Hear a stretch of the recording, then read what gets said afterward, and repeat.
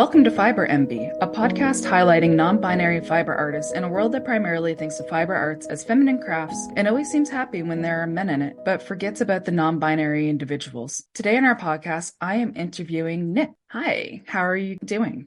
I am doing awesome. That is a fantastic intro, and I love everything about it. Thank you, because I made it up completely off the cuff the first time that I did an interview, and I was like, oh, I should probably have an intro for this.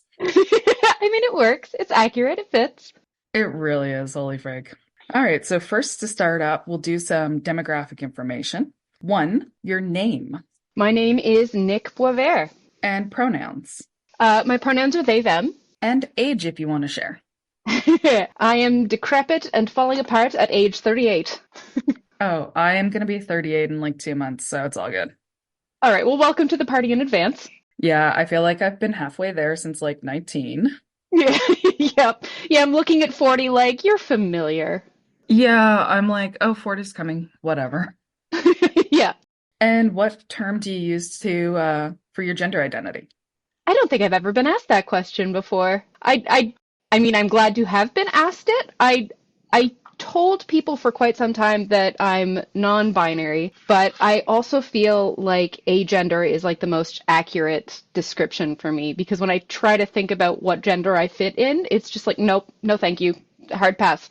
Fair. I definitely have interviewed somebody who has very similar vibes of gender. What's that? I don't know her.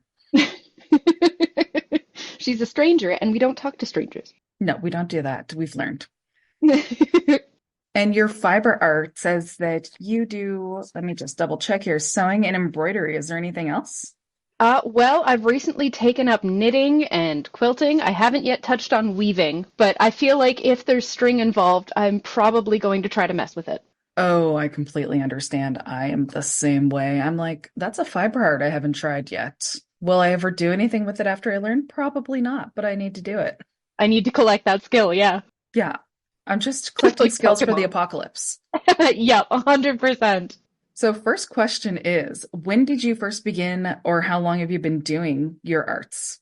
So I have vague memories of trying to learn everything I could as a kid. My grandmother, 15 kids, single mom, it was a whole situation for her after she was a widower. But she managed to be able to quilt and knit and sew garments, and like she sewed all the upholstery for the house. She did so much. And then my mother did cross stitching as well. So it's just constantly around me. I was surrounded by it.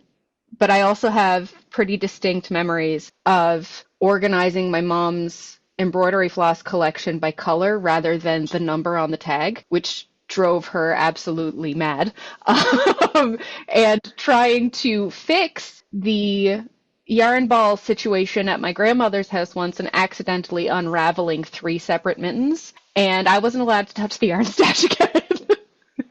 So I do remember trying at like very young ages to participate, but just not grasping that I was chaos incarnate. And I think the first time I did anything that was like of my own volition and I was really proud of it and I grew up in the 90s. I'm sure at your age you recall the massive friendship bracelet trend that happened with Scholastic book fairs, held those like how-to book situations. So I got a how to make friendship bracelets book and was determined to learn every different knot in the book.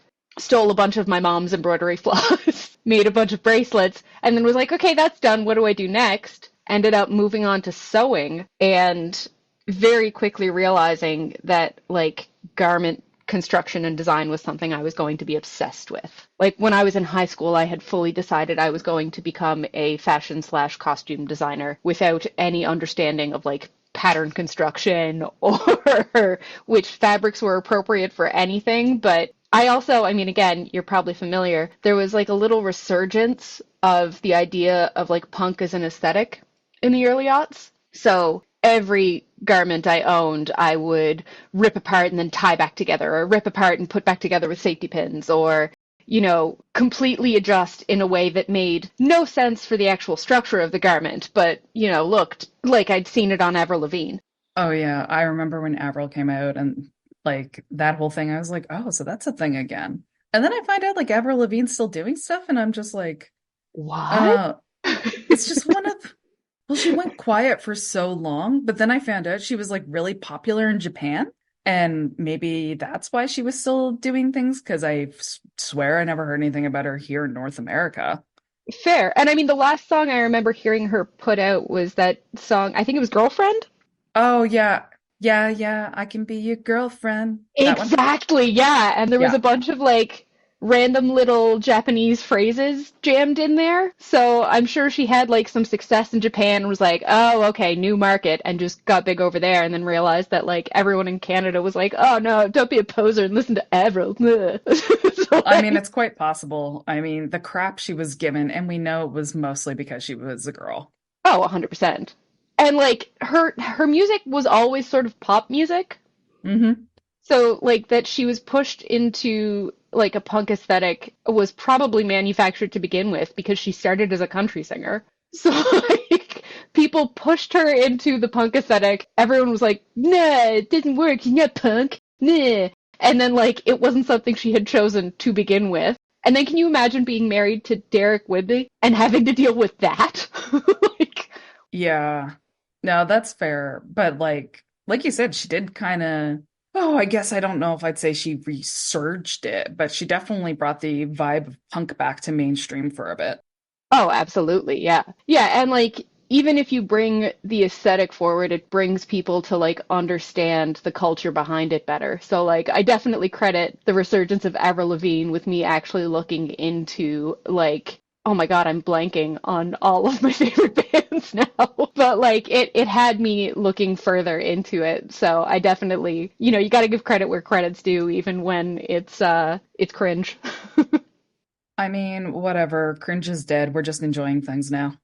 That's fair. I support that. But yeah, going back to what you said about redoing your mom's colors in the embroidery thread, like I was talking to a friend of mine about how I wish I could have my threads all in like this beautiful color order, but as somebody who mostly follows patterns, like that would be so useless for me because I need numbers.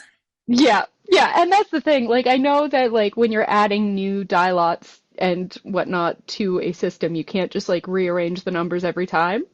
Yeah, and sometimes they get in really weird places because this one number got retired, so I guess we'll use it for this green in the middle of a bunch of blues. Yeah, and then you're like, surely this is incorrect, but that's just how it's been numbered. Yeah, pretty much. I saw somebody who does do designing, and they have a complete separate set of designing color threads so that those are all in color order, and a complete separate one for when they do someone else's pattern so they can find the numbers. I feel like that would scratch all of my ADHD itches at once. You're Right? like, yes, the numbers are correct, but also the colors are correct. And I'm hyper organized. Look at this. Yeah, 100%. So, how did you start? Like you said that you did the Scholastic books with all the friendship bracelet making and stuff like that, but like other than that, how did you start? Did somebody teach you? It's funny because, again, I was surrounded by people who were capable of doing things like that. So there was always access to like supplies and tools and whatnot. Like my mom had inherited my grandmother's sewing machine from the 40s. Or not even the 40s, it was before that because it was like hand cranked. It was an old Singer, one of those big cast iron ones. And she had made our Halloween costumes a couple times as kids on that machine. So when I was sewing, I was using that machine. So I was like Wow. using a hand cranked machine to make like little punk kilts. Like, so it was very much like it was always just sort of around. Hmm. But when I got to an age where I didn't feel comfortable asking my parents for things anymore because I knew they'd say no as like strict Catholics, I just like I would sneak off into my room at like midnight with this giant cast iron Singer and bash together a bunch of old clothes I'd thrifted and like ripped apart and make them into something new that like fit my my little 15-year-old punk aesthetic better. Yeah, so I actually do have one of those big old singers, so I know Oh, exactly amazing. what you mean. Like this one's over 110 years old, I think it Oh, is, no according to way. the code. It's been a while, I forget, but I remember when my husband, he literally found it on the side of the road being thrown out in the middle of the night on his walk home in winter, and he carried this thing a good 20-minute walk home for me. Actual hero. Right? Like, thank you. This is amazing. It's beautiful and gorgeous. It really needs to be dusted. I should do that later. That's fair. So I can't imagine you like picking up this friggin' cast iron singer and dragging it into your room to work on at night. Well, and like I grew up in a super rural area, but my mom, like I said, she had 15 brothers and sisters. So everyone in the family had sort of a skill set to contribute. So while we weren't wealthy by any means, I was super privileged growing up because I was surrounded by so many different people with so many different skill sets. So they had built like a fair-sized house on a cliff in Margaree, and I had a room that had like a fair-sized closet. So I had a box of like clothes that I'd outgrown but had ripped up to use for fabric, hidden away in one of those boxes. And then my mom couldn't see in that corner of the closet without like going into my room and opening the closet. Hmm. And I would stash all the clothes I'd made on the other side of that closet in the other nook and would like stash it in my backpack and change while at school. It was like the whole operation was stealth from the jump. I had to be very, very careful about not getting dress coded both at home and at school, but I was doing it anyway. Oh, whatever. Enjoy yourself. I did a bit of that in high school too, where I'd bring some things with me to school to put on. Yeah. Well, So and I, oh, go ahead. oh, sorry, go ahead. I was just going to ask, when you did learn, like, were you literally just basically slamming things together until you figured out that this is the way it's supposed to work, or? Oh, 100%. I do that to this day.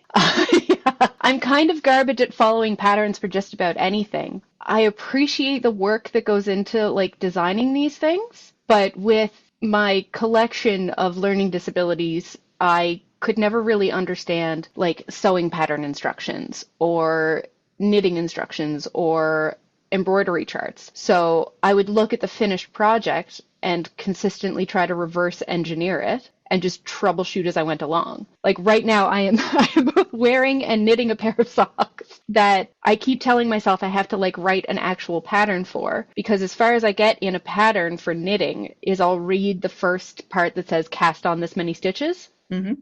and then work from there and try to figure out when I have to change the stitch pattern or when I have to like increase or decrease or when I have to like move stitches to a separate needle. And I think that's part of why I've never figured out cables or lace patterns, because reverse engineering a cable is a little trickier than I've managed yet. I'm sure I'll get there eventually, but there's so many things that like once I figured them out, I was like, "Oh, this is why people use patterns." Like once you reverse engineer it, it makes sense, but the amount of like trial and error that has gone into a lot of my stuff is just gargantuan. Yeah, I've heard that a couple of times where people are like, I don't know, I cannot read a pattern, so I just kind of figure it out. Yeah. But like that's one of the things that I really like about crochet patterns is there's if that is a problem for you, there's like three standard ways to write crochet patterns, and maybe one of those different ways will work. Oh, fair. So there's like different, like if a certain pattern doesn't work for you, there's completely different styles that you could try out.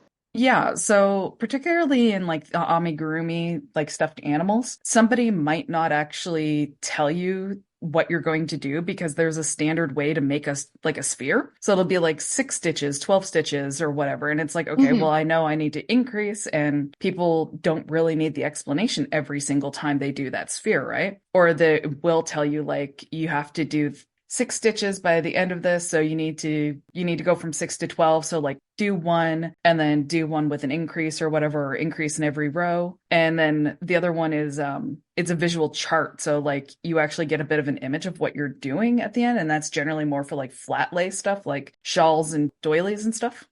Fair. So you can see sort of how the stitches are going to lay once they're complete. You just have to work your way up through the pattern. Yeah, and you have symbols for each of the different kinds of stitches, so it gives you like it kind of helps you visualize what the will look like. And I've definitely found that those kind of patterns are easier to deal with where everything is sort of visually represented. Yeah, I'm not great with them, but they're really cool to look at, and I won't say I haven't thought about getting a tattoo of one. Oh, fair. Yeah, that actually sounds like a rad idea. I've seen some people with them before, and they're really neat. Cool. So, what's your Yeah. favorite thing? Oh, Oh, sorry, no, go ahead. What's my favorite thing about? about the medium or media that you use? Oh, my. Well, so I'll go in order. Okay. My favorite thing about sewing has always been, and like as someone who's non-binary and didn't really have language for that early on, but has always struggled to find clothes that fits both my body shape and how I sort of want to present myself to the world. having access to sewing and garment construction meant that I could make things that didn't feel like they weren't built for my body because I wasn't born with the body that would typically be ascribed to that gender.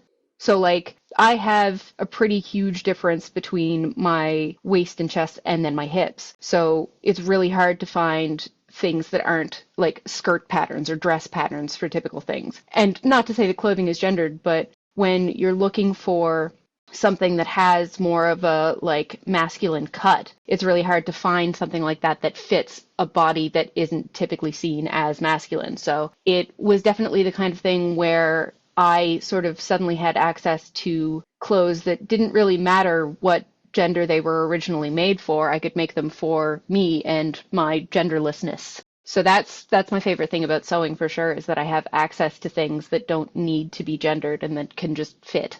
My favorite thing about knitting is that I can make garments that are just one string. Like that trips me out. That feels like witchcraft, where like you just have one string and the whole thing turns into a whole garment. Yep. Like that's absolutely magic. There's no way you can convince me otherwise. And growing up with folks who did a lot of cross stitch and embroidery, there was always really like traditional samplers and stuff in our house, and like there was like Bible quotes surrounded by like florals, and it felt very, how do I say it without getting super political?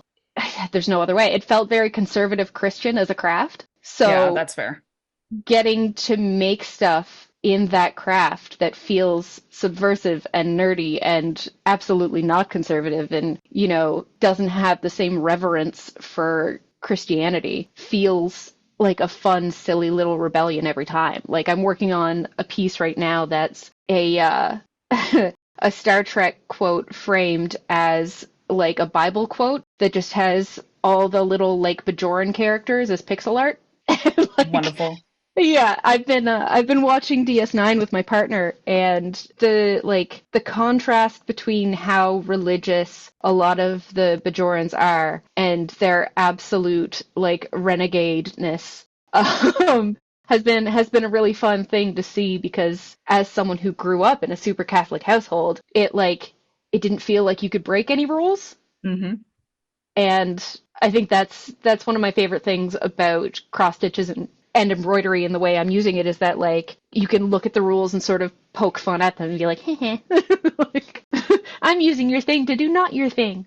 Yeah, 100%. Like I know sometimes I look at big sampler things and I'm like, I kind of want to do that because I kind of just want to do something like big. And then I'm like, a lot of them are so boring. And then I found long dog samplers and like those are pretty neat. So at one point I will do a long dog sampler.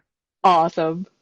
Yeah. And I oh, go ahead. I no, I found a site that does a bunch of like subversive cross stitch font patterns. Hmm. It's a Tumblr it's a Tumblr profile, I think. Wait, But are you talking about it's like shitpost stitching or something? yes. Yes. Shitpost sampler. Yes. I love them. They're my absolute favorite. So like if I'm looking for like a new thing to incorporate, I'll almost always look at Shitpost Sampler and be like, how can I use this with like in combination with nerdy shit? 'Cause Yeah, no, that's fair. they're They do just some really good stuff. absolutely brilliant stuff. But yeah, I completely understand the clothing is not gendered, but it is not cut for your body. Yeah. Exactly. I really like how I look in a button-up shirt, like, one of those long sleeve kind of dress shirts with the sleeves Mhm. rolled up, but those things don't fit my hips. Right? And then you had this weird bunching right at the waist, and it's just like I don't know if I want to like deal with the bunching or just like hack off this bottom piece or make something that actually fits, but it gets frustrating enough that you're like, this is my favorite garment except for. Yeah, and there's the thing where like since I gained weight, I got a new shirt because one of my work gave me a ribbon shirt which is sewn onto a dress shirt. And like it's the first button-up shirt like that I've gotten since I gained weight, and I think that's why maybe it fits so badly on my hip area now. So like most of the time I don't button the last button, but then I'm always worried that like it's gonna pull out of my jeans or something because Oh, you don't fair. have that much fabric on those to shove down. So, Yeah. Yeah, and they're typically cut super square too. hmm So it's yeah, I can imagine that's a danger zone for sure. yeah, at some point I will get somebody to open up the seams on the hips and add like a little patch of fun fabric in there too, because the shirt itself is black. So I think a nice little pop of color on the hips would be fun. Oh, fair too. And there's a quilt shop in Escazone. I'm sure there'd be one far more local to you than, 6 hours away. But it sells a bunch of indigenous printed fabrics as well. So it'd be super cool to have like a black dress ribbon shirt with like medicine wheels down the side. Or Yeah. like just pop that in there, like rainbow flags. Yeah, it's been a bit since I've been to my quilt shop, but they did have a line of like, I don't remember the term for it, but it's that artwork that's done in like the little dots, kind of like how people paint mandalas. Oh, fair. And it looks like beadwork. Yeah, and they did carry that last time I was out there. But also, now that you say rainbow flag, I do have a lovely friend of mine gave me a nice chunk of black fabric with the Progress Pride flag all over it. So maybe I'll use that. Yeah, that sounds deadly. And I mean, sewing in gores to a dress shirt is far less complicated than a lot of patterns would have you believe. Yeah, I mean, basically you open it up, you might have to like snip the side a little bit so that it expands better. It sits better when it's expanded, but Yeah, that's about it. yeah, at some point it'll get done. I'll bring it to a proper seamstress or seamster who can do it for me. Rad. So let's see. We already covered your favorite things. So let's go into you and how you interact in your arts. Like, are you part of any fiber groups or fiber arts groups, in person or online, either or? I mean, so there's this I'm gonna get again whingy and political on you. There's this sort of trend with a lot of online fiber groups, especially on Facebook, where people who have gate kept it to be women's work for decades and decades will act affronted if there's any mention made of this not being a gendered craft. So there's been a bunch of groups that I've been in that are like knitting or cross stitching or any other number of things where every post starts with, "Hey ladies." And it's just like, it's bad enough to call people ladies to begin with because I know Hmm. plenty of cis women who hate being called ladies. You know what I mean? But on top of that, it's not just ladies. There are plenty of non-binary folks, plenty of cis men, plenty of like any number of other genders in those groups, and it immediately makes the rest of us feel like we are not actually included in this conversation. And I mean, sure, we could just go do other groups, and there's several other groups I'm in that are far more inclusive and far more fun. But it's a weird, like, it's almost you can hear it's like last ditch efforts to hold on to like traditional gender roles where there's so much more fun to be had not adhering to that. Right? So, I mean, I'm in a couple of the like fun groups, and I'm in a couple of like Discord chats that are far more inclusive, and I've got to say they're far less concerned with adhering to rules and far more concerned with making fun stuff. Yeah, I feel that it's gotten better in the last couple of years, or maybe I'm just in the right groups. Mm. But I find that more often when I find groups that I'm not in, or like obviously, my friends will invite me to the good ones, so I'm sure that also is biased. But there's more and more rules I see about like not doing stuff like that, like saying, "Hey, ladies." And like I always appreciate it when the mods of groups will do that, where it's like, no, we do not do that here. Yeah, definitely. Anytime I see somebody say, "Hey, ladies," I'm just always like, well, I could probably answer your question, but I'm not a lady or a woman, so sorry. I know you have concerns, but I will not help you. Yeah, no, I'm petty. Screw it. And like I wish I had that sort of ability to just be like, this is not worth my effort or my concern. Because man, I'd be so much healthier. Yeah. But universally in those situations, I'm either out of the group where it's like, you know what? No, that's enough of that. I'll wait to see if someone else responds, or I'm the person to be like, oh, did you mean to exclude everyone in the group who doesn't have tea and luncheons wearing fucking circle skirts and garters? Really though, yeah, I've heard so many women who are also just like, well, the lady thing is like not who I am. Like, oh my God, I couldn't imagine ever calling my mother a lady. Right? Like, so I'm adoptive. My adoptive parents are the super Catholic ones, Hmm. and my mother never once had makeup in the house.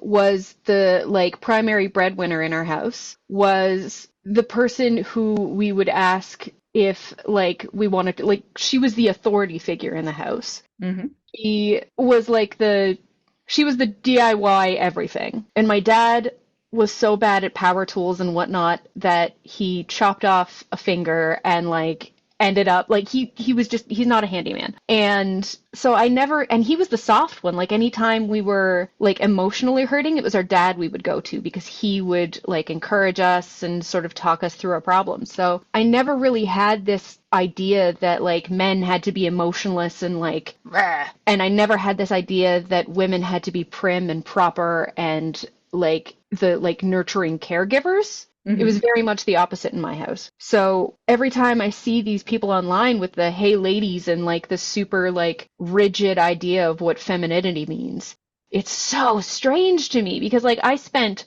like 20 years of my life not realizing that that's how other people operated. And then like I see, and that's probably why I didn't understand that I was non-binary, is because the only times I had issues was in groups of girls. Like if I hung out with any like group of boys, they would pick on me for being feminine, but they wouldn't make it like, oh, you're busted and weird. Hmm. Where if I hung out with a group of girls, it was like, why are you so not girly? It was like, well, I don't know. I didn't know that there was rules to that because I hadn't been raised to believe there was rules to that. So it's sort of like it's still super jarring to me to be in those groups and to have those experiences of like grown women not realizing that there is more than one way to be a woman or that not everyone who enjoys what they enjoy has to be a woman. And that's the thing too, like where you said that there's more than one way to be a woman. Like there's that whole idea too of the standard is always the white woman. Like other cultures have different ideas. Well, and not just the white woman, but like the middle class privileged white Hmm. woman who didn't have to be the breadwinner, didn't have to learn all these other skills because she was the like financially well off homemaker. You know what I mean? Like I know so few people whose moms didn't have a job or who had both parents not out of the house working on stuff. Like, and I again, I don't know if this is the Catholic experience or the like French Acadian experience where you have a gazillion cousins, but it was always on the cousins to take care of the younger kids in the family. So we would all just hang out rotating whose house we were at, and whoever was the oldest was in charge. It didn't really matter about gender. It was like, oh no, you're just the oldest, so you're in charge. So like, yeah, it's so bizarre to me. It's so strange. And like again, it's why I didn't really realize that being non-binary was a thing because there was so many women and girls in my family and so many men in my family that didn't ascribe to typical gender roles. Hmm. Sort of like derided the folks in our family who'd married in and did hold to those gender roles. That it never occurred to us to be like, no, if you're this, you have to act like this. If you're that, you have to act like that. As opposed to just being like, no, the girls in our family are better athletes. Like the men in our family are more caring and compassionate. Like the typical binary gender roles were just so flipped Hmm. that it was so strange to me to think of like the middle class white Christian stereotype of what men and women had to be. Yeah, I find that personally for myself, I definitely got what's the word I'm looking for? Like my family was very cool with me being boyish and stuff like that when I was little, and there was no big deal about it. And definitely, like my mom's definitely a cis woman, like no doubt about that kind of thing. But also, my mom's also very much not girly in the typical ways and like, did sports with me when I was little and stuff like this. So yeah, I think that was part of mine too. Growing up, my mom was just doing what she wanted, and that was that. Like, she didn't care. Yeah. Like, my mom once waited 2 weeks, I think she said it was, for her brother to come over and look at her car and be like, oh, it's just the spark plugs. And she's like, why did I wait on a man so long? And then she just signed up for an auto body course or automotive course and like learned how to take care of her car herself. She's like, screw this. Yeah, I don't have this kind of time. Yeah, she's just like, no, I'm just gonna go learn to do this myself. That's brilliant. And like again, that feels very much like the kind of upbringing I had too, where it's like, why would you wait for a man to fix your problem? Why wouldn't you just fix the problem? Like see a problem, fix the problem. Exactly. Like it's not hard to do a lot of these things. You just have to learn how to do them. So like that's one of the things that bothers me most about the gender binary and how rigidly it's enforced is that there's sort of this implication that like men can't learn to be empathetic and caring and nurturing and women can't learn to be like it's there's so many things like can't learn to do engineering type things, can't learn to be mathematical in their reasoning, and it's just like one, what about people who can't learn any of those things or know all of those things? You know what I mean? Like what category are you going to plonk them in and why? What do you have to back up that this is an effective system? Years of pretending it was.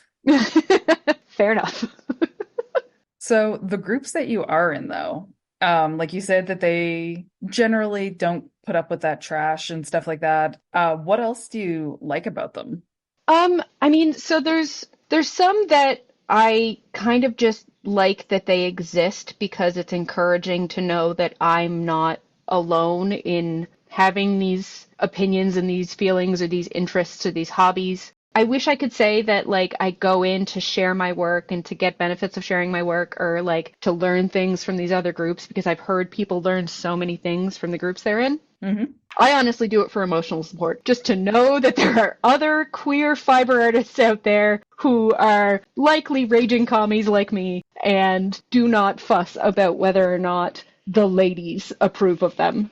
Yeah, nope, that's fair. Security in numbers kind of thing. Exactly. And I mean, with the state of the world right now, I will take that wherever I can get it. I feel like there's definitely been great strides made towards understanding for a lot of folks, but I also feel like there's been a lot of just absolute dog shit propaganda shared. Oh, I've been cursing a lot. I've just realized that. It's I'm fine. sorry. Curse all you want. All right.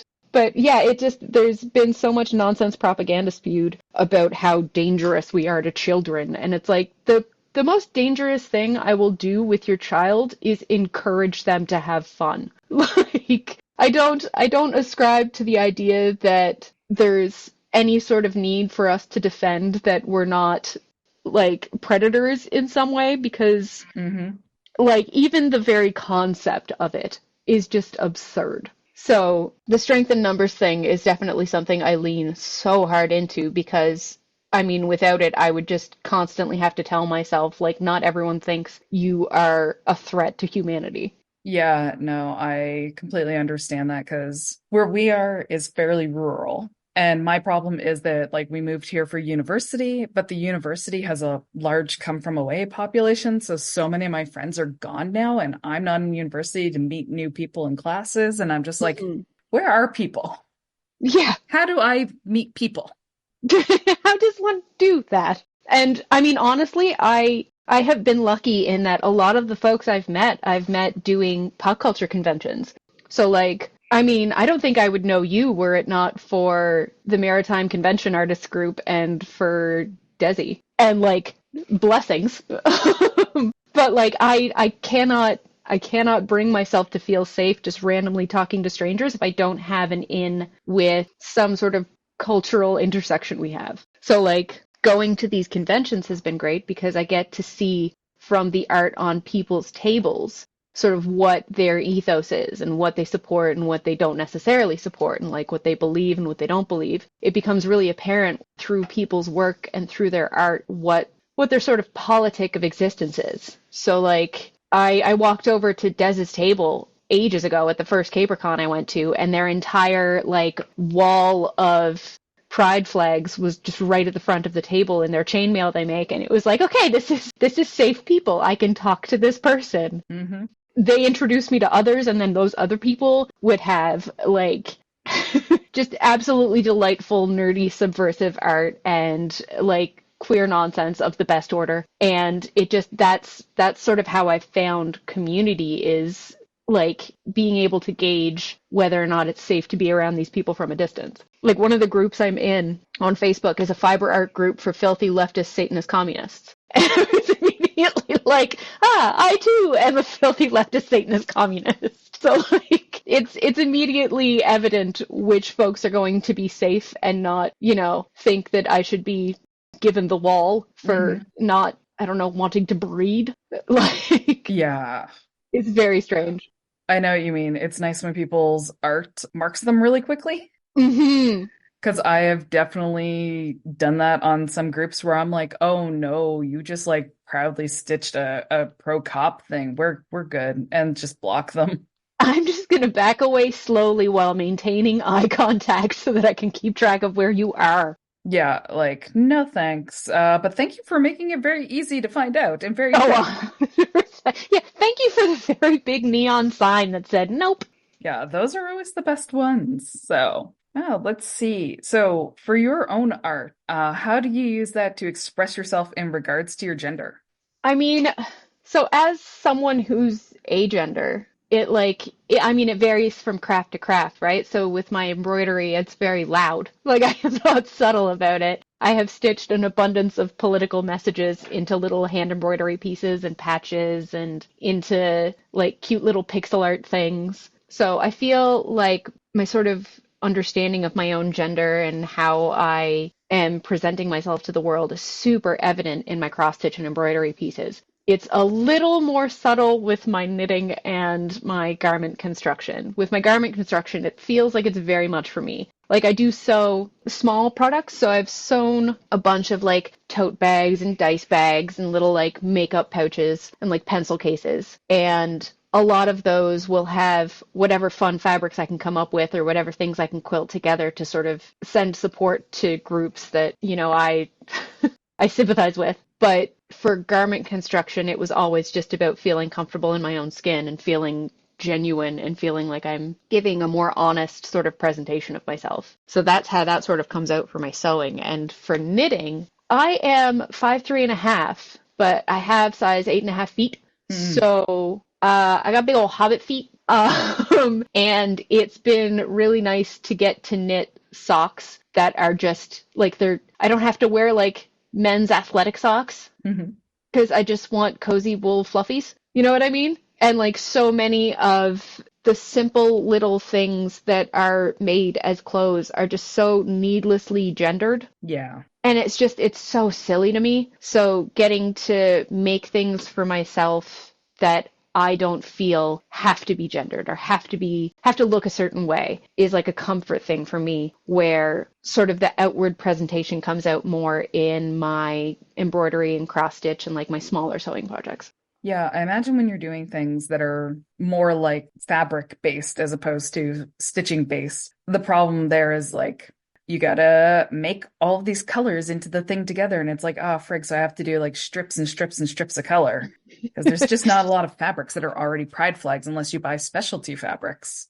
100%. And I mean, I am an absolute thrift goblin. If I have any opportunity to, I will absolutely go to like secondhand bins and scavenge for fabrics. There's a big like warehouse style outlet in Sydney called Louis that is just like they get like bales and bales of secondhand stuff from along the eastern seaboard.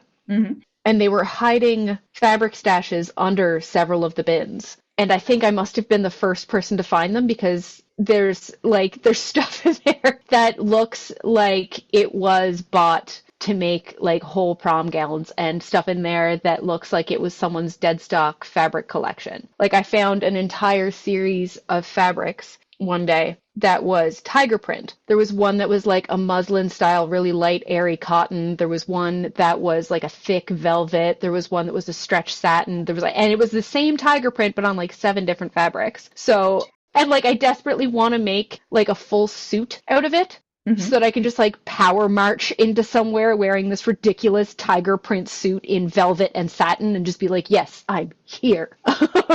But I feel like I've had enough luck, thankfully, finding secondhand fabrics that a lot of the stuff I do find, I'm able to like tie the trims and fastenings and everything in so that it's not necessarily like obviously a queer pride thing or like a fandom thing. But the moment you tell someone that it is, they're like, oh, I see it. Like, there's one that I did that was for a friend of mine who calls himself the Dino Dad. I love that. Yeah, we call him the T-Rex because he's on T. He Fair. he has these ideas of himself where he's like the super like butch manly dad, but also the softest guy you will ever meet. And like I can't even lie, I fully support that about him. But he's got like these really like delicate hands. Mm-hmm. So he calls himself the T-Rex because he can't like lift big heavy things because he's just got little arms. But, I made him specifically a like box bag that had a T-Rex print all over it, and I had stitched together 3 kinds of like craft ribbon. Mm-hmm. The trans flag to use as all the like zips and ties and stuff. So it was like, it wasn't obviously like, oh, this is a trans pride bag, but it was very much for the T-Rex. This kind of makes me think of, have you heard of the expression Disney bounding? Yes. Yeah. Yeah, where you're not allowed to cosplay a Disney character, so people just get like clothes that look like the Disney character. 100%. Yeah. The Robert Downey Jr. Disney bounding a Snow White picture is one of my favorites, where he's wearing a bright royal blue t-shirt with like a red cardigan wrapped over his shoulders and bright yellow pants. Amazing. If you compare the pictures side by side, it's like identical. That is wonderful. I love that so much. Yeah, so I was on Pinterest in Pinterest's baby days, and I have been there since. And I had a whole board for a while that was a Disney bounding board, and I have a whole board now that's a history bounding board. I have one that's a Hobbit bounding board, but I'm struggling to like find how to like construct those garments a little harder. It's really difficult to sort of walk the line between this is historically accurate, this is accurate to film, and I can afford the time, energy, and money to make this. So yeah, no, I love the idea of bounding. So like queer bounding has to be on my list. Oh my God, I just found the Disney bounding picture and this is incredible. You are right. I love him. That was a good job, man. Good job. I'm so glad you got to experience that. I don't know how I haven't found that before. Like, how is that not something that's been spread all over the internet? Again, that's something I saw on Pinterest because someone had a Disney bounding board that was all Marvel characters. Nice. But then they were like, oh, some of the actors are doing it too. And they showed that picture. It was like, yes, they are. That is great, Frig. Let's see now. Next question. Do you feel like any of your art or the doing of your art interplays with your gender or gender expression? For example, many fiber arts have a social identity as being for women, either through domestic practices or being like a higher class women's pastime. So when I was learning to knit, I went to a knitting circle sort of group locally that's run by Janet Dawson. Janet ran a sort of fundraiser knit along to make packers and like other like queer affirming stuff and donate to the library and to the queer associations around here. So Janet's an excellent ally. So it's awesome to hang out with her and hear her sort of perspectives on things and learn from her in terms of knitting. She's brilliant. But without her influence there, it was like there was a bunch of other like, I want to say they were in their like 50s and 60s white women who were very much like, oh, like, why would you make that? Why would you do that? And Janet would immediately just like correct. Like, no, we don't do that here. So I feel like while a lot of the stuff I do, I'm just doing because I enjoy being able to make things not necessarily according to, because like so many of the like patterns and so many of the, even the manuals going back to like the 1800s were like the women's guide to, and it's just like it's so historically gendered that being able to do it and be like, no, is it feels like a little act of rebellion in and of itself. But in terms of like the clothing construction, that's very much I am doing this because this is how I see myself, and how I see myself is outside of the gender binary. with knitting, again, knitting is very much a new thing for me, but it's very much like, no, I'm performing witchcraft not because I am a woman, but because look at all these strings. I'm going to make these strings into socks and toques so that I can hide my greasy hair. Like it's never been about like, oh, I'm doing this because I'm a woman, because that just never felt right. It's always been, I'm doing this to sort of more genuinely and accurately represent who I am and what I'm into. Like I've said, the experience growing up and having women do those things, but having my family not really like get the whole like binary thing Hmm. and like the typical expectations was very much a no, like this is just something that you can do if you want to. No one's going to stop you regardless of gender. So while some of it feels like openly and willfully subversive and like especially the embroidery and cross stitch that feels very much like a big old middle finger to gender expectations. The sewing garments feels very much like I'm doing it in an affirmation of myself rather than as yeah, like it doesn't, and like you said, this is like how it plays into that and how it sort of affirms that and how it acts into that is very much like, no, I'm making clothes for my body, not because these are like women's pants. You know what I mean? So it very much like that's just a comfort thing for me, where the stitching is very much a no, I need other people to know that I'm doing this. Yeah, no, that's fair. One is very much a public versus a personal. Exactly. Yeah, no, the oh wow, I blanked on what I was gonna say. I'm sorry, I do ramble, so I feel like I can sidetrack people real easy. Oh no, it's just sometimes my brain just decides to do that. Where it's like, yeah, you had something to say, but what was it? I don't know. I wasn't paying attention. It's like, thanks, brain. Thank you very much. But yeah, that's really cool that Janet did all those like Packers and stuff though. hmm she put the patterns up on Ravelry. I'm not sure what the link would be, but I know they like exist in the wild. And yeah, I just love that she did that. Well, I will see if I can find that link and I will attach it to the show notes when we get this episode up. Awesome. I can also ask her directly and just be like, "Hey, is there a link for those patterns or a link for anything about it?" Yeah, that would work too. Yeah. Yeah, because I remember seeing some people like doing knitted packers and knitted boobs and stuff, but I didn't realize that it was so close to home kind of thing. Yeah. Yeah, I think she called it the dong along, which was like the funniest thing I've ever heard. That is amazing. Perfect. A plus name. Yeah. I might try and poke around and see if something like that could happen in this area, but we'll see. Yeah. Yeah, why not, right? Yeah, I mean, I feel like the more public sort of trans supportive actions, the better. Yeah, definitely. So you've kind of like touched on this question already, but you know what? I'm gonna ask and we'll see what else comes out. Do it. What inspires you to make or inspires the things that you make? So, I mean, the motivation we've sort of gone over, but I definitely like, I spend so much time consuming media, as I'm sure many people do.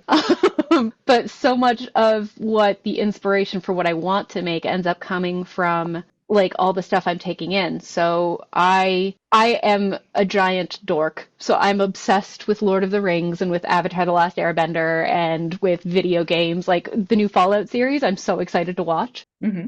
So a lot of what I'm inspired to make ends up coming from that sort of like nerdy pop culture side of things. And that informs a lot of the like style of clothes I want to make as well. Like a lot of the clothes I want to make is inspired by like late 1940s menswear and like Hobbit wear. Like it's, and I've mentioned it before, but I have like a massive Pinterest board just called fashion, but that board is separated into different categories.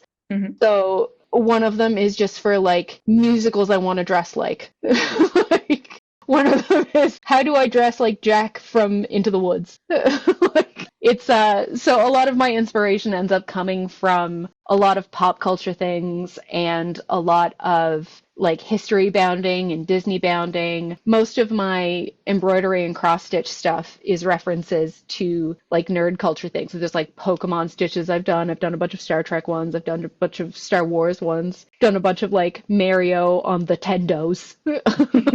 So like yeah, most of my fashion sense and sort of crafting sense is deeply informed by nerd culture and how fun it is to just lean into that escapism in a day-to-day sort of way. Oh yeah, 100%. I get that. Like It's also just fun too when, like, I don't know if this is your vibe, but just sitting in the cafe working on your stitching and somebody who's into the same thing sees it and they're like, oh my God, what are you making? And it's like, yes, let's talk about it. Yes, and then you can jump into a whole conversation about things you're both passionate about. It's so Yep. much fun. And that's another reason that I love doing those conventions is that it gives so many of us an opportunity, especially where a lot of us grew up in a time where it was sort of socially reprehensible to be enthusiastic about things. Yeah, because it's cringe. Right? And like not only that, but like when you grow up in sort of a timeline where the worst thing you could be was a poser, but you didn't Hmm. want people to know how much you cared about things because caring about things also wasn't cool. Like there was sort of this weird in between you had to walk where you had to know everything about everything, Yeah. but you also weren't allowed to get excited about it. So going to these conventions and stuff and hanging out with these sort of folks and getting to just like unabashedly love these things and care about these things and get excited about these things, even if you don't know everything there is to know about them, is just such a joy. And I've been loving leaning into that as hard as I can. Okay, so that's gonna lead me to another question of whether or not you've decided what cosplay you're going to sew for yourself.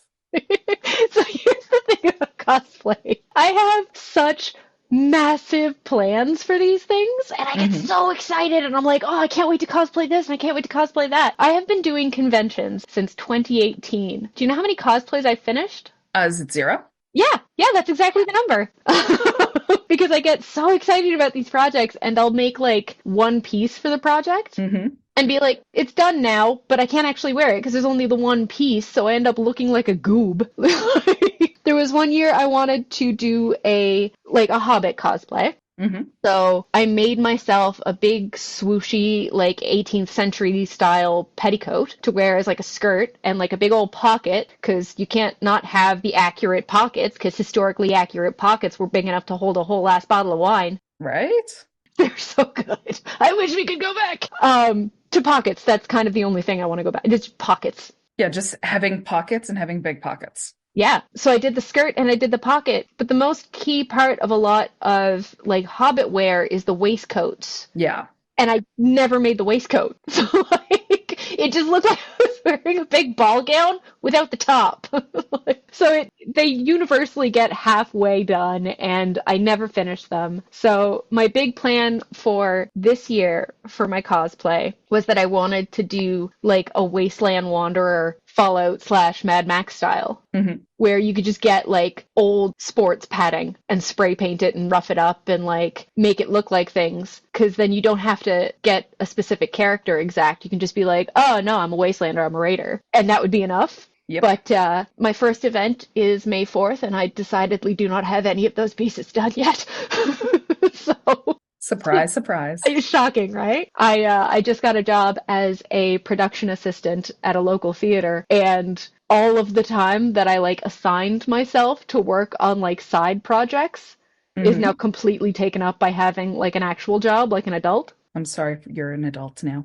It's terrible. I mean, I'm absolutely spoiled because my job is just to play with the costumes and props at a theater. So, like, oh no, everything I love. But it's definitely meant that I have to be more efficient about prioritizing my time and my tasks. And Hmm. again, as someone with ADHD, it's just not something that I do well.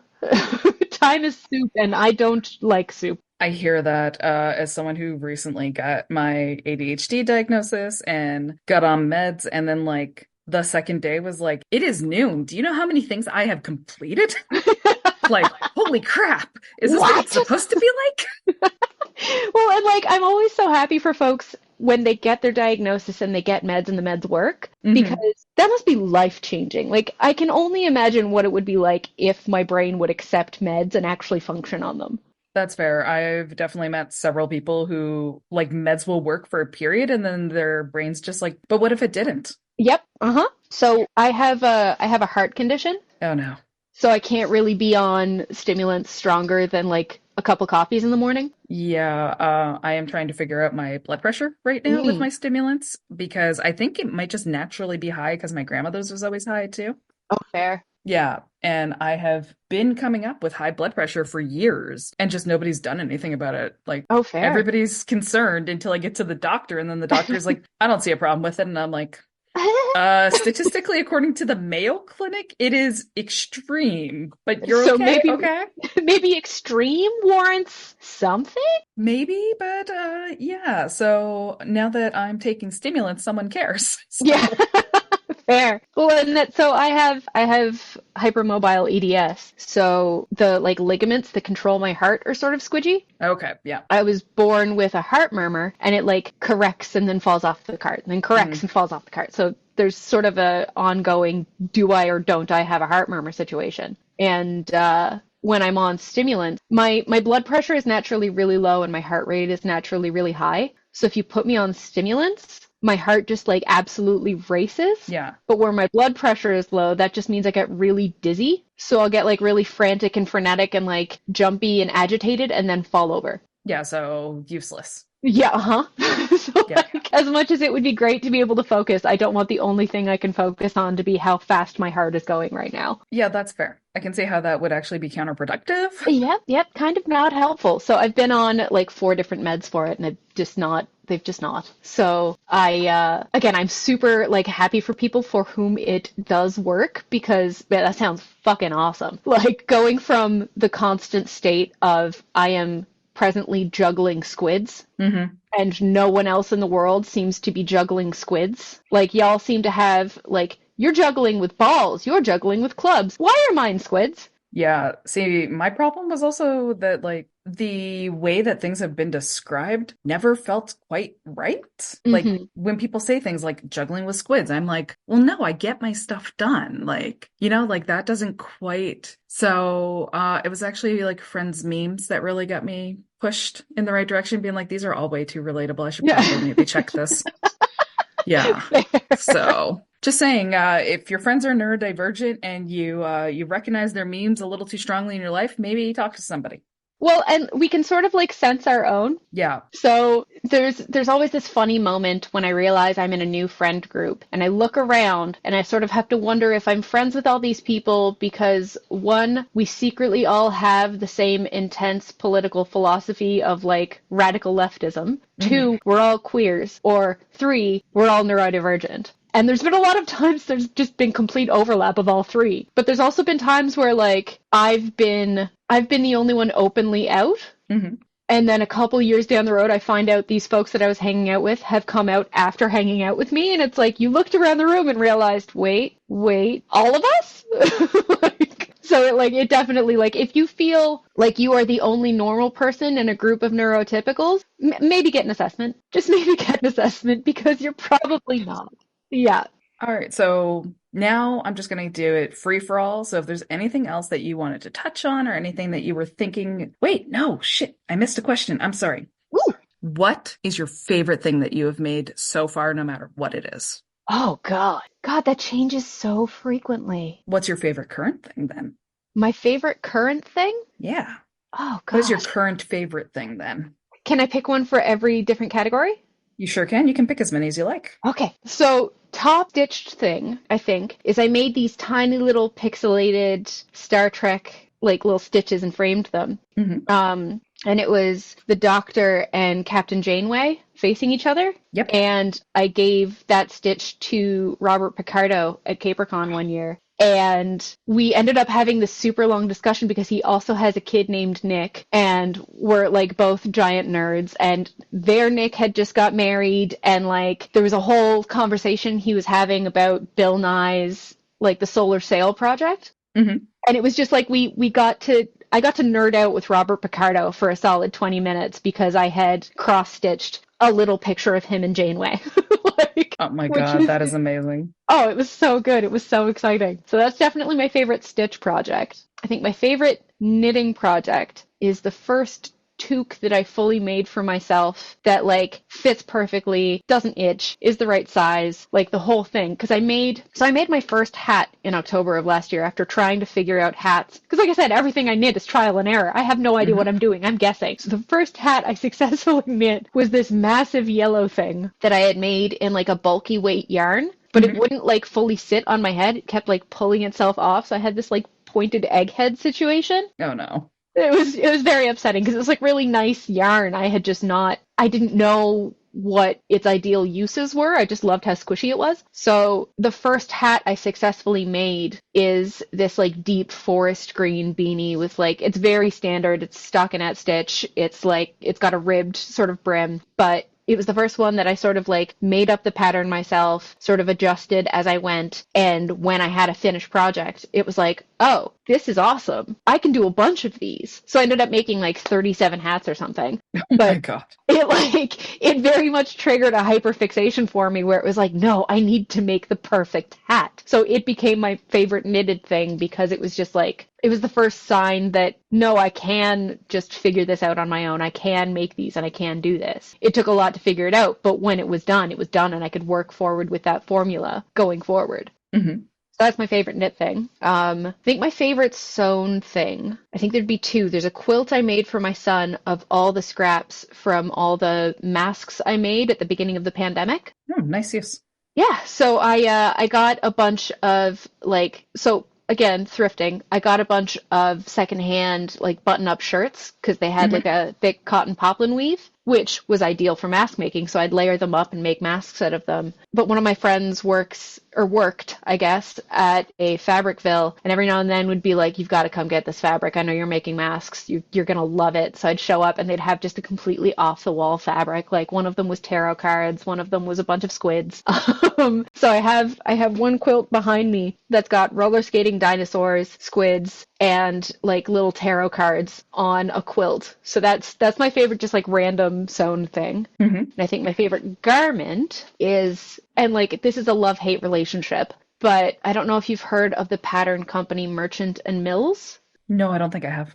They make sort of history-bound-esque patterns, but that feel very gender neutral to me. Okay. And like that's probably just a me thing. But they don't feel hyper feminine or hyper masculine. They don't feel super binary, and all of the patterns have a lot of like easy adjustments for size and shape. Nice. So I love their patterns, but the instructions in the patterns are absolute fucking nonsense. They make no sense at all. And like the images they use to sell these patterns are the most sad beige things, but they're not sad beige, they're sad gray. So Oh God. like, every garment they have on the site is made from this same sad gray linen. I have a friend who's a costume designer at a theater in Hamilton, Ontario. They've been sewing for as long as I have, and they're actually good at working with patterns. So I was constantly messaging them like, what the fuck does this even mean? We had just like constant tangents where we'd scream into a Zoom call at each other. Like, that's not how you sew a dart. That's not how you fucking sew a dart. It was just like, it was an absolute roller coaster ride to the point where we started yelling about them as the sad beige pants. But I ended up with a pair of Merchant and Mill Quinn trousers that are like wide-legged sailor style trousers that I wear all the time. They're great. They have like adjustable little loops in the back that you can pull the waist tighter. So as cool. Someone with like a smaller waist than my hips for most sizes, I was able to adjust it to the point where like the waist fits and the hips fit, and they're not like swooshy soft fabric. They're just a wide-legged sailor trouser, and I made them in secondhand corduroy that's like this tan brown color. They're very hobbitcore, and I love that about them.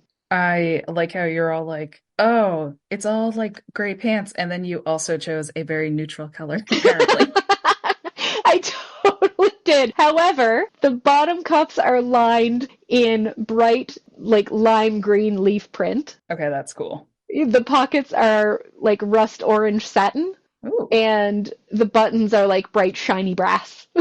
So they're secret loud pants.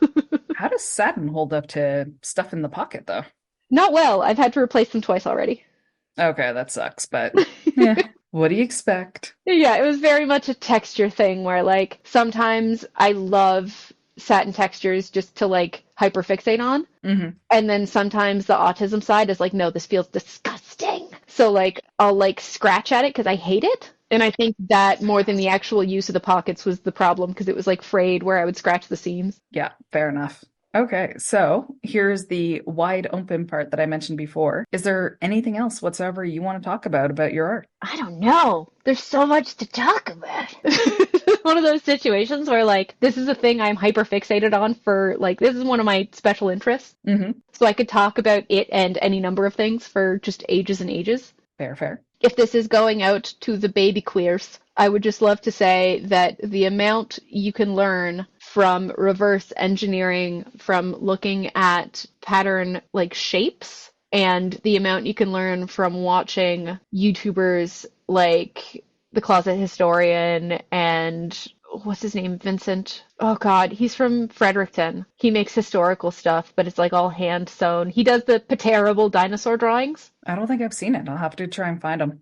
Oh God, I'm absolutely going to share a link with you, and you can feel free to share it in the comments or not. All right, sounds good. But the amount you can learn from just watching other people do stuff once you have like a visual on what the shape of the garment is when it's like an exploded diagram of a thing. That's the only way I've managed to sew any clothes has been to look at those pattern diagrams because there are some pieces that make no sense until you put them together and it's like, oh shit, that's a leg.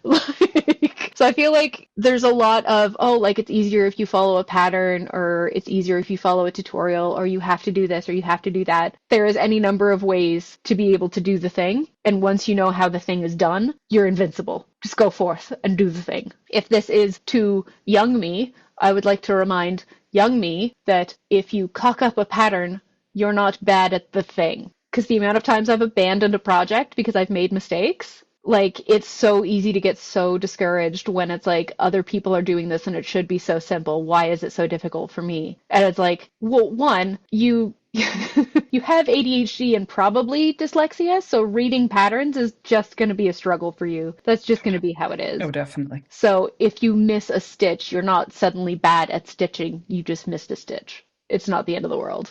Yeah, that reminds me of something I heard once about don't compare your B roll to everybody else's A roll or something. Yeah. Like this idea of what gets put out there that people present is not going to be the reality of, well, I spent 20 days working on this one pattern to get it perfected. Mm-hmm. Like, just because it comes up the next day after a YouTuber's video doesn't mean they haven't been working on it for like weeks in the background. 100%. And like the lie of social media is that everyone is on their A game all the time. Yeah, exactly. Except for you, because you get to see what your B game is. Exactly. So then you're comparing, like you said, you don't compare the B roll to the A roll. Exactly. That's why I love these artists that will actually do like a little behind the scenes or will at least like honestly say, oh my God, this took forever kind of thing. Mm-hmm. Well, and I've been striving to do that with my social presences too, because there's so much out there that's like, oh, I'm so proud of this thing I made and it's so good and this is great. And it's like, well, like how many did you mess up before you got to this point? Yeah.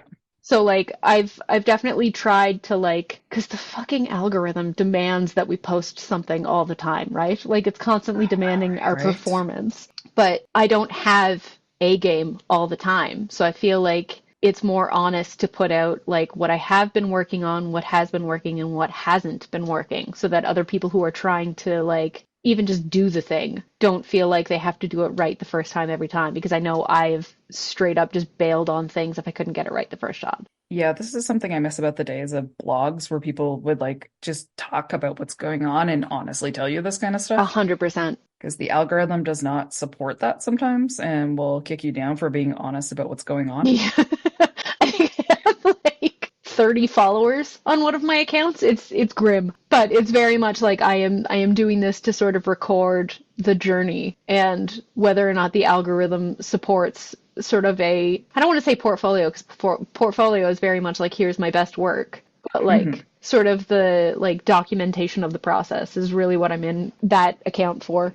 Fair, yeah, it's like an accounting of things. Exactly. So tell us, to wrap up, where can people find you on the internet if they want to look at your art? Well, I am NikkNacqs, NikkNacqs on Instagram. I am also NikkNacqs on just about any other platform with that spelling. So if you're looking for me, that's an easy way to find me. The sewing journey that has very few followers and consistent fuck-ups is at un.a.frayed, RAYED on Instagram, and that's basically where I document the like here's all the sewing stuff I'm working on that is the personal stuff that isn't like my work or my art. It's very much my like comfort sewing, and that's where I like do my best to encourage people just to keep bashing at it. That is like the best username for an account, though, just saying. Well, thank you. It's a great pun. I am all about terrible, wonderful puns, especially fabric-based ones. Like, get me. Fair, fair. Well, thank you so much. And not viewers, listeners. If you'd like to find FiberMB on the internet, I'm at Instagram under the username FiberMB, FiberEnby. If you want to email me, again, fibermb@gmail.com. Got a link tree in the bio of the Instagram, or you can just type it in. Linktree, linktr.ee/fibermb. And on there, you'll find submission forms to submit yourself. Submission form if you want to suggest somebody else for the podcast. You'll also find a link to my Ko-fi. One day I'll get the pronunciation. You'll have to tell us first. Right? I know it's supposed to be like coffee, but it doesn't read that way. No. So ko-fi.com/fibermb, and there's a tip jar there if you want to help out with the cost of the podcast. And look forward to seeing everyone in the next episode. Thanks so much for coming on, Nick. Thanks so much for having me. Go check them out. It's great.